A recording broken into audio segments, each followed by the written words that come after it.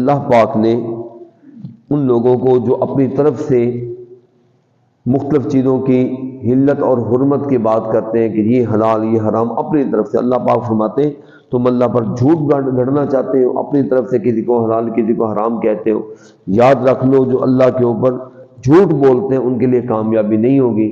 اب تمہیں یہ چاہیے کہ اپنی منمانی چھوڑ دو، اللہ کے مقرر کردہ حلال کو حلال سمجھو، حرام کو حرام سمجھو، اپنی طرف سے اس کے اندر کوئی اضافہ نہ کرو، اضافہ نہ کرو۔ پھر اس سے اگلی آیت میں آپ نے پڑھا تھا کہ متاع قلیل ولہم عذاب علیم، تھوڑا سا وقت ہے جو کہ اپنی منمانی کے فیصلے کر لے گا، اپنے آپ کے پیچھے چل کر، رسم و رواج کے پیچھے چل کر یہ کام کرے گا تو تھوڑا سا اس کو وقت ملے گا، آخر جا کر اس کے بعد پھر لمبا حساب کتاب دینا ہے اور اس کے اندر عذاب جھیلنا ہوگا۔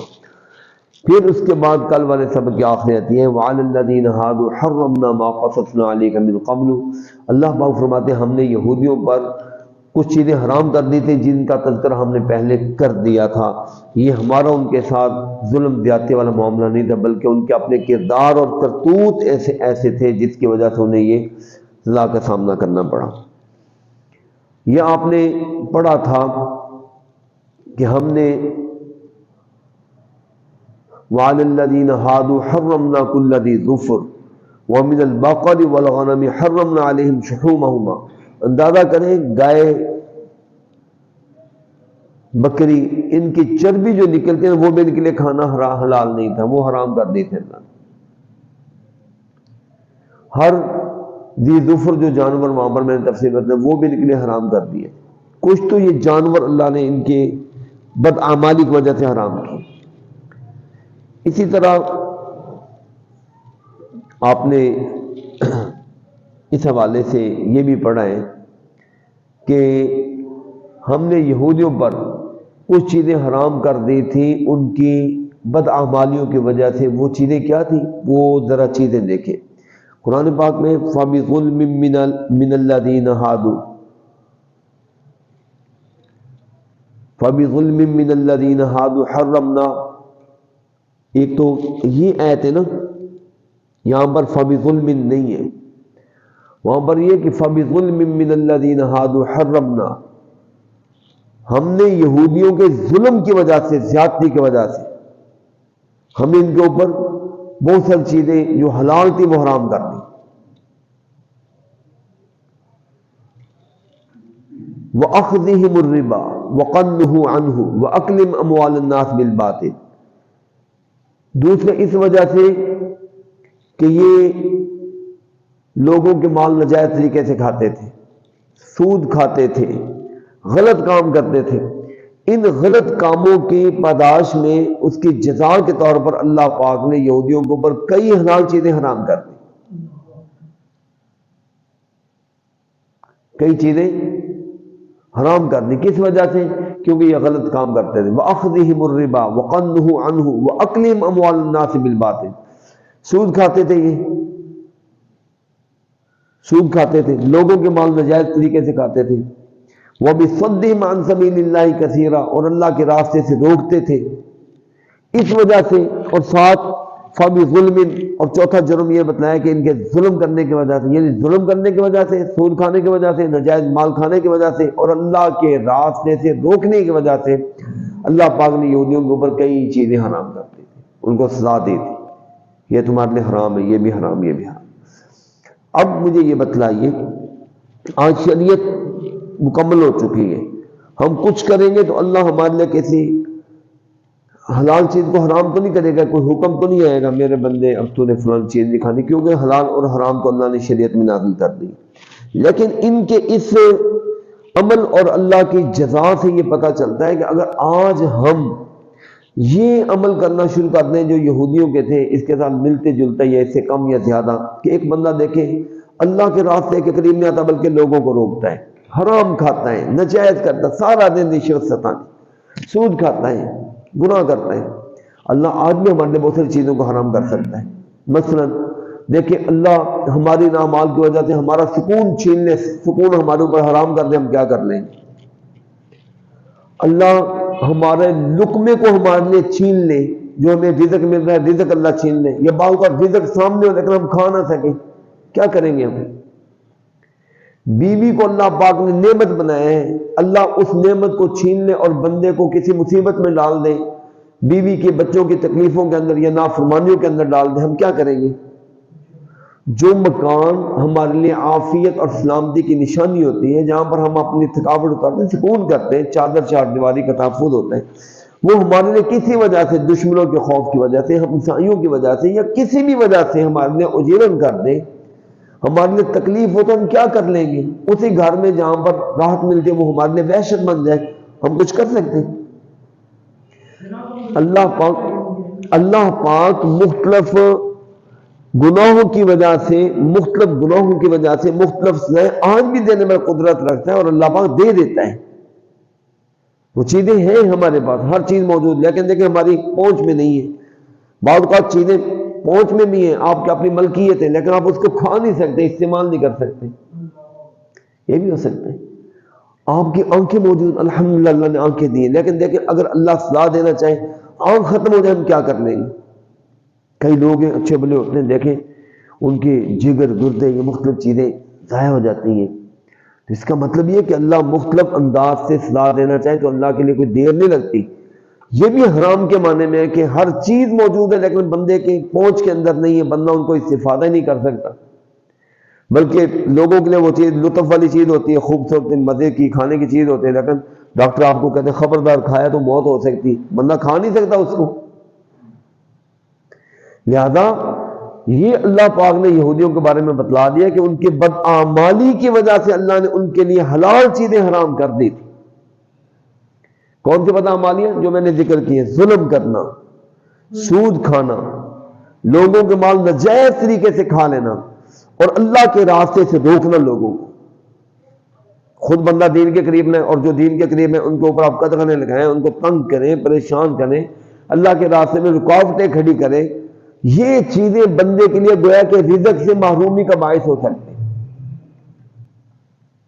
اس لیے ایک حدیث پاک میں غالباً ابن ماجہ کے اندر آپ نے فرمایا کہ ان الرجل لیحرم الرزق بخطیئۃ یعملها، بندہ بعض اوقات اس گناہ کی وجہ سے، جو بندہ گناہ کرتا ہے اس کی وجہ سے وہ اللہ کے رزق سے محروم کر دیا جاتا ہے۔ کیا ہے جی؟ بندہ گناہ کی وجہ سے رزق سے محروم کر دیا جاتا ہے۔ اس لیے ان چیزوں سے ہمیشہ بچیں۔ یہاں پر اللہ پاک نے یہودیوں کی تفصیل نہیں ذکر کی، بلکہ صرف اشارہ دے دیے کہ ہم نے آپ کے سامنے پہلے وہ ذکر کر دیے جو ہم نے یہودیوں کے اوپر حرام کی تھی، اور آخر میں اللہ کیا فرماتے ہیں؟ ہم نے ان پر ظلم نہیں کیا یہ کام کر کے، ما ظلمناہم، بلکہ کیا تھا؟ ولیکن کانوا انفسہم یظلمون، وہ اپنے آپ پر ترس نہیں کھا رہے تھے، اپنے آپ پر ظلم کر رہے تھے، جس کی وجہ سے ان کو یہ سزا ملی ہے۔ کن کے اوپر؟ ایک تو یہ دیکھیں میں نے ذکر کیا کھانے کے کئی جانور ان کے لیے حلال، جو کھانے والے جانور تھے وہ اللہ پاک نے ان کے لیے حرام کر دیے تھے۔ جانوروں کے اندر دیکھیں چربی وغیرہ، وہ ان کے لیے اللہ پاک نے حرام کر دی تھی، یہ چربی تم نے اس کی استعمال نہیں کرنی، بلکہ اس کو بیچ بھی نہیں سکتے تھے، استعمال بھی نہیں کر سکتے تھے، کھا پی بھی نہیں سکتے تھے۔ اس طرح کہ اللہ پاک نے ان کے لیے کوئی چیزیں سختیاں کر دی تھی۔ ہاں جی، ہاں جی۔ پھر اس کے بعد اللہ فرماتے ہیں ثم ان ربک للذین عملوا السوء بجہالۃ ثم تابوا من بعد ذلک واصلحوا ان ربک من بعدها لغفور رحیم۔ پھر بے شک آپ کا رب، اس کے بعد بھی یہ یاد رکھیے، یہ یہودیوں کے لیے بلکہ کل دنیا کے لیے، لیکن خاص طور پر یہودیوں کا تذکرہ ہو رہا ہے، جو لوگ اپنی بدعمالی کے بعد جہالت کی وجہ سے یا کسی وجہ سے گناہ ہوئے، اگر اس کے بعد توبہ کر لیں گے، اصلاح کر لیں گے، پھر بھی تیرے رب کا وعدہ ہے کہ میں بخش دوں گا، معاف کر دوں گا۔ چلے آخری رکوع شروع ہو رہا ہے۔ اللہ پاک فرماتے ہیں حضرت سیدنا ابراہیم علیہ السلام، ان کے کارگزاری، ان کا کردار، ان کی محنت کیا تھی؟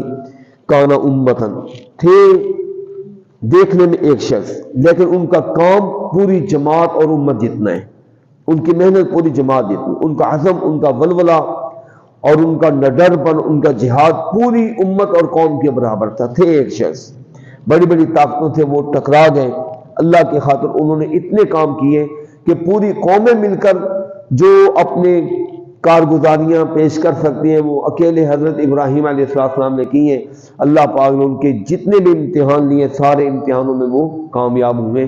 آپ نے پہلے اس بارے میں پڑھا تھا، اذ ابتلی ابراہیم ربہ بکلمات، کئی امتحانات میں اللہ پاک نے ان کو ڈالا ہے، پرکھا ہے، فاتمہن، لیکن وہ اس کے اندر کیا ہو گئے؟ کامیاب ہو گئے، پاس ہو گئے، مکمل کر دیے۔ لہذا ان کے اندر یہ ایک تو خوبی تھی، وہ اکیلے تھے لیکن ایک جماعت اور انجمن تھے اپنی ذات کے اندر، قانتا للہ، اللہ کے لیے فرما برداری کرنے والے تھے، حنیفا اور یکسو، کیا مطلب جب اللہ کو انہوں نے اللہ مان لیا تو پھر سب سے ناطہ توڑ لیا، جب اللہ کو انہوں نے حاجت روا مشکل کشا کہہ دیا پھر سب سے تنہا ہو گئے، بس یکسو، اس کو ہم اپنی زبان میں یک جہت بھی کہتے ہیں، یعنی جس کی جہت ایک ہو، یکسو جس کی سمت سو یعنی سائڈ جس کی ایک ہی ہو، جو ایک اللہ کے ساتھ محبت ڈالنے کے بعد پھر اور کسی کی طرف نہ دیکھے، اس کو کیا کہتے ہیں؟ یکسو۔ ان کی ذات کے اندر یہ خاص عادت تھی، حتیٰ کہ مشکل سے مشکل وقت میں آئے تو انہوں نے کیا کہا؟ بس میرا اللہ کے ساتھ معاملہ ہے تو میں نے اللہ کے ساتھ ہی کرنا ہے، کسی اور کی طرف میں نے دیکھنا نہیں۔ وَلَمْ يَكُنْ مِنَ الْمُشْرِكِينَ، شرک سے وہ کوسوں دور تھے، شرک نہ کرنے والے تھے، شاکرا لِأَنْعُمِهِ، اللہ کی نعمتوں کی شکر گزاری کرنے والے تھے۔ اللہ پاک نے ان کو چن لیا تھا اور ان کی رہنمائی کر دی تھی صراط مستقیم کی طرف، اور اللہ پاک نے ان کو دنیا کے اندر بھی نیکی اور کمال دیا تھا اور آخرت کے اندر بھی وہ اللہ کے نیک بندوں میں تھے۔ اچھا، یہاں سے ایک تسلی یہ نکلتی ہے، بندہ اپنے لیے اچھا راستہ اختیار کرے گا تو اس کے لیے آخرت میں بھی چانسز ہیں۔ دیکھیں، ایک بندہ ایک راستے پر چلتا ہی نہیں ہے تو اس کے بارے میں آپ کیا کہہ سکتے ہیں کہ یہ آخرت میں کامیاب ہوگا؟ یعنی دنیا کے اندر تو بندہ اختیار کرے، بندہ اختیار کرے گا تو آگے اس کے لیے راستہ آسان ہو جائے گا۔ اللہ پاک فرماتے ہیں انہوں نے دنیا کے اندر ہمارا دین کا کام کیا، ہم نے دنیا کے اندر بھی ان کو انعام دیا، نیکی بھلائی دی، اور آخرت کے اندر بھی وہ ہمارے نیک بندوں میں سے ہوں گے۔ اب حضرت ابراہیم علیہ السلام چلے گئے، ہمارے پیغمبر علیہ السلام آئے تو اللہ پاک فرماتے ہیں نبی اب ہم نے آپ کی طرف یہ وحی کی ہے کہ آپ بھی حضرت ابراہیم علیہ السلام کے مذہب کی اتباع کریں، پیروی کریں۔ ہم سارے پابند ہیں اپنے پیغمبر کی فرما برداری کے، اور ہمارے پیغمبر کو پابند کیا گیا کس چیز کا؟ ابراہیم علیہ السلام کے مذہب کی اقتداء کیجئے، جو ابراہیم علیہ السلام یکسو تھے اسی طرح آپ کیجئے جیسے وہ تھے۔ نہ وہ شرک کرنے والے تھے، نہ وہ یکسوئی سے ہٹنے والے، وہ دو سو نہیں تھے، تین سو نہیں تھے، یا چہار سو نہیں تھے، ہر طرف دیکھنے والے نہیں تھے، بلکہ ایک اللہ کے ساتھ ربط اور تعلق رکھنے والے تھے۔ آپ بھی اسی طرح ہو جائیں اور ان کے مذہب کی اقتداء کریں۔ اس کے بعد اگلی آیت کا انما جعل السبت کا شأن نزول یہ ہے کہ مشرکین مکہ نے اعتراض کیا کہ جی یہودی جو ہیں، یہودی یہ اہل کتاب ہیں، ان کے بعد اللہ کی شریعت تورات ہے، یہ تو ہفتے کے دن کو محترم مانتے ہیں، ہفتے کے دن کی عبادت کرتے ہیں، اور یہ جو یہودی اپنے آپ کو ابراہیمی کہتے ہیں کہ ہم ابراہیم کو ماننے والے ہیں۔ تو اے محمد آپ بھی کہتے ہیں میں ابراہیمی ہوں، لیکن آپ تو ہفتے کے دن کچھ بھی نہیں کرتے، آپ تو جمعے کو آپ عبادت وغیرہ کرتے ہیں، خاص دن آپ کا جمعے کا ہے، تو یہ کیا ہے؟ تو اس آیت میں اللہ پاک نے فرمایا کہ اصل میں یہ یہودیوں کی اپنی مرضی ہے کہ انہوں نے اپنی طرف سے یہ ہفتے کا دن مقرر کیا ہے، اللہ نے ان کے لیے جمعے کا دن ہی مقرر کیا تھا۔ بخاری شریف میں حدیث ہے، لوگوں ہم آئے بعد میں لیکن قیامت کے دن ہم سب سے پہلے ہوں گے۔ کیوں؟ اصل میں اللہ پاک نے یہودیوں کو، پہلے یہودی ہے ان کو جمعہ دیا کہ جمعے کے دن کو اپنی عبادت کے لیے خاص کر دو، وہ کہنے لگے ہمیں یہ پاس نہیں ہے، ہم نے ہفتے کے دن کو اختیار کرنا۔ اچھا چلو ٹھیک ہے۔ پھر آپ نے فرمایا عیسائی ہے، اللہ پاک نے ان کو بھی جمعے کا دن دیا کہ میرا محبوب اور پسندیدہ دن یہ جمعے کا ہے، اس کو لے لو۔ وہ کہنے لگے جی نہیں ہمیں نہیں، ہم نے اتوار لینا ہے۔ آپ نے فرمایا جب ہماری باری ہے ہمیں دیا گیا تو ہم نے جمعے کو اختیار کر لیا، اس لیے ہم پہلے نمبر پر، کیونکہ جمعے کے دن سردار دن ہے، بڑا دن ہے، یہ اللہ کے محبوب دن ہے، یہ ہمارے پاس ہونے کی وجہ سے ہم پہلے نمبر پر آ گئے۔ یہودی اگلے دن اور عیسائی اس سے بھی اگلے دن اتوار کو آ گئے۔ ہم آئے بعد میں لیکن قیامت کے دن ہم سب سے پہلے ہوں گے، سب سے اول نمبر پر ہوں گے، کیونکہ ہمارے پاس دن پہلا ہے، اور وہ کون سا ہے؟ جمعے کا دن۔ اس لیے اللہ پاک فرماتے ہیں یقیناً مقرر کیا گیا ہفتے کا دن یہودیوں پر، یہودیوں نے اپنی مرضی سے ہفتے کا دن لے لیا، لیکن الذین اختلفوا فیہ، پھر یہ خود ہی وہ لوگ ہیں جنہوں نے ہفتے کی بارے میں اختلاف بھی کیا اور یہ اس کی تعظیم کرنے کے لیے تیار نہیں ہے، ہفتے کے لیے یہ تعظیم نہیں کرتے۔ خیر قیامت کا دن ہوگا، اللہ قیامت کے دن ان کے اختلافات کا خود ہی فیصلہ کر دے گا۔ اس کے بعد اللہ پاک فرماتے ہیں نبی یہ یہودی، یہ مکہ کے مشرک جیسے بھی ہیں آپ کے ساتھ یہ جیسا بھی کرتے ہیں، آپ کے لیے میرا حکم ہے کہ آپ اپنے رب کی طرف دعوت دیجیے حکمت کے ساتھ، اچھے وعد کے ذریعے۔ جب ان سے تکرار جھگڑا ہو جائے تو آپ اچھے انداز سے ان سے بحث کریں، اچھے انداز سے۔ لڑائی جھگڑا یا بحث تکرار اچھے انداز سے ہونا چاہیے تاکہ آپ کا دین غالب آئے، پھلے پھولے۔ اگر کوئی آدمی ہدایت پر آئے گا تو اس کی خوش نصیبی، اگر نہیں آئے گا تو آپ کا کوئی ذمہ نہیں ہے، آپ کا رب زیادہ جانتا ہے کون اس کے راستے سے بھٹک رہا ہے، اور آپ کا رب زیادہ بہتر جانتا ہے کون اس کے راستے پر آنے والا ہے۔ وَإِنْ عَاقَبْتُمْ فَعَاقِبُوا بِمِثْلِ مَا عُوقِبْتُمْ بِهِ وَلَئِنْ صَبَرْتُمْ لَهُوَ خَيْرٌ لِّلصَّابِرِينَ۔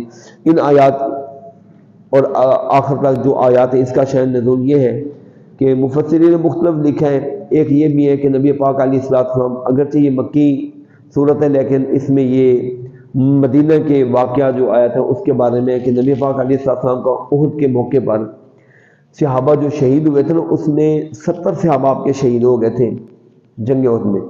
اس میں 6 صرف انصار کے تھے، باقی سارے کے 6 مہاجرین تھے، باقی 64 جو تھے نا وہ انصار کے لوگ تھے۔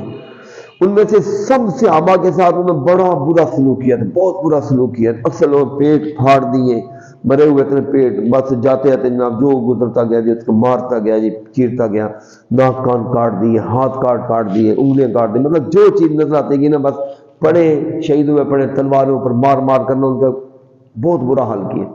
صرف کہتے ہیں کہ ایک صحابی حضرت حنظلہ بن عامر جو تھے نا ان کو کچھ نہیں کہا تھا کیونکہ ان کے باپ جو تھے نا عامر نامی وہ اس وقت مکہ کے مشرکین کے ساتھ ان کے صف میں موجود تھے اور بیٹا ادھر تھا۔ صرف انہوں نے اس کا صرف لحاظ کیا ہے کہ کچھ نہیں کہا، باقی کسی صحابی کو انہوں نے چھوڑا نہیں۔ حدیث پاک میں آتا ہے نبی صحابہ نے بھی کہا اچھا اگلے سال اگر ہمیں کبھی موقع ملے نا ہم بھی بدلہ لیں گے۔ اور نبی پاک علیہ السلام کی زبان سے بھی ایک روایت میں کہ یہ لفظ نکلے کہ انہوں نے جو میرے ساتھیوں کے ساتھ کیا ہے میں اس سے 70 گنا ان کے ساتھ زیادہ کروں گا، میں اس سے 70 گنا۔ تب اس بارے میں یہ نازل ہوئی اے لوگوں یہ اتنی بڑی بات نہ کہیں، اگر تم نے اصلاح دینی ہو تو اتنی اصلاح دیں جتنی تمہیں اصلاح دی گئی ہے، اس وقت بھی اگر تم صبر کر لو گے تو یہ تمہارے لیے بہت بہتر ہے۔ اور آگے اللہ فرماتے ہیں نبی آپ تو صبر کیا کریں کیونکہ آپ کا صبر اللہ کی خاطر ہے، ان کے اوپر غم نہ کھائیں اور آپ ان کی تدبیروں کی وجہ سے دل تنگ نہ کیا کریں، یہ جو کچھ بھی کریں کوئی مسئلہ نہیں ہے۔ آپ کا کام اے نبی اور نبی کے ماننے والوں آپ کا کام ہے اللہ کے ساتھ تعلق مضبوط کرو، تقوی اختیار کرو، نیکی کرو۔ جب تمہارا تعلق اللہ کے ساتھ ہوگا تو ان اللہ مع الذین اتقوا، اللہ پھر تمہارے ساتھ ہوگا، اور جس کے ساتھ اللہ ہو جائے اس کے لیے پھر دنیا کی کوئی مشکل نہیں رہتی، کوئی مسئلہ نہیں رہتا۔